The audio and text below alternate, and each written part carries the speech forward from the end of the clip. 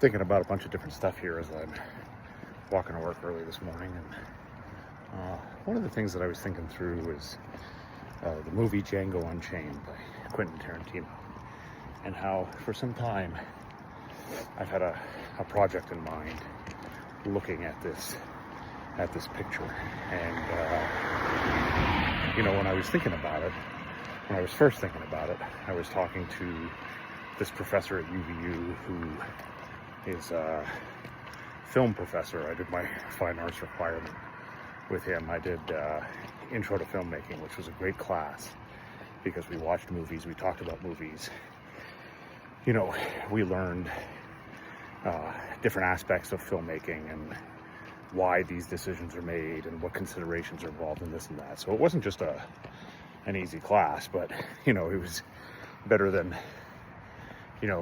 intro to music and having to write essays about music theory. And I guess if that's the thing that connects with you, that would be great. But for me, I don't have any form of understanding of music in any kind of way beyond absolutely superficial. So movies, though, I grew up in the frozen tundra, not quite tundra, but spent the winters just watching movies growing up over and over and over and over again.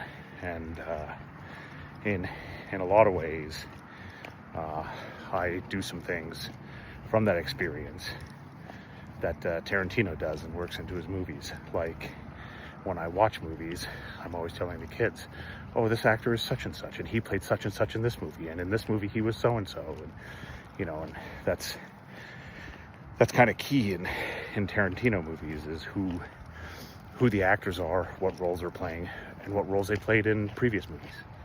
But anyways, I was talking about Django Unchained, and I was talking about how Tarantino, when the movie came out, went on the interview circuit and talked to everybody, about this movie is laying slavery bare. And it really isn't, at all. Slavery is really just a convenient and very temporary backdrop to the movie. The movie touches on slavery, actually touches on it very little at all. Now, Tarantino in interviews, made claims that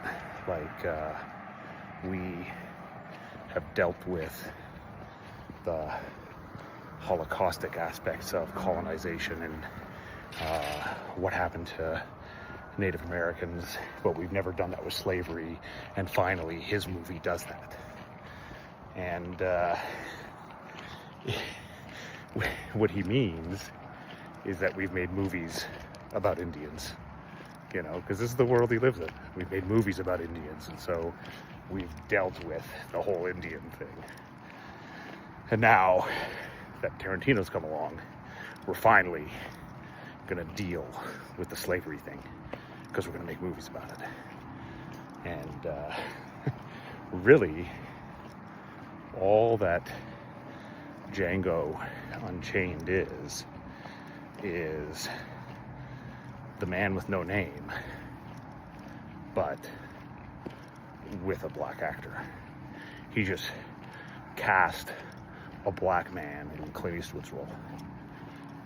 It's just a reimagined Western, anti-hero Western. And this is kind of typical of him too, because he made this not very widely known or not as celebrated movie called Death Proof, where he has this very prominently female cast, and this is like his feminist movie, but all he did was write male characters and then cast women in those roles. And that's what he does with Django. But with Django, it's interesting because it's also saying something, right? Implicitly, that I'm not sure he realizes he's saying. There's this scene, famous scene with Leonardo DiCaprio, where he plays Calvin Candy, and he's confronting Dr. King Schultz and Django. He's figured out through the assistance of his head slave.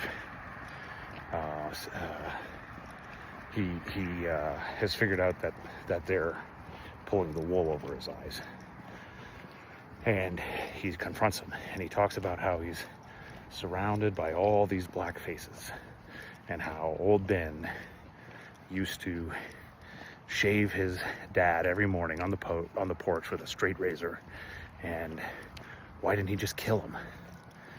And that's this question. There's all these black faces around. Why don't they just kill us? And it must be because they're docile and meant to be subservient, and this and that and whatever. And this is important because this reflects something, in years later, after this movie came out, something that, Kanye West famously said, caught a lot of flack for, which was, talking about slavery and the duration of slavery, and saying, that sounds like a choice. Like they could have resisted. They could have rebelled. There could have been an uprising. They could have overthrown them. And what this does is it ignores, dismisses, without ever considering, all the times that they did resist. Sometimes violently, sometimes through other means, sometimes through language. There were tons of ways that slaves resisted. Frederick Douglass resisted by learning to read. Working on the docks and associating, they say this when they see this, so that means that's what this is. And learning to read that way. He'd had some rudimentary instruction prior to this, but he definitely built on his capacity to read in this way, and that was a form of resistance, or by running, or by marrying, or by negotiating. These were all forms of resistance.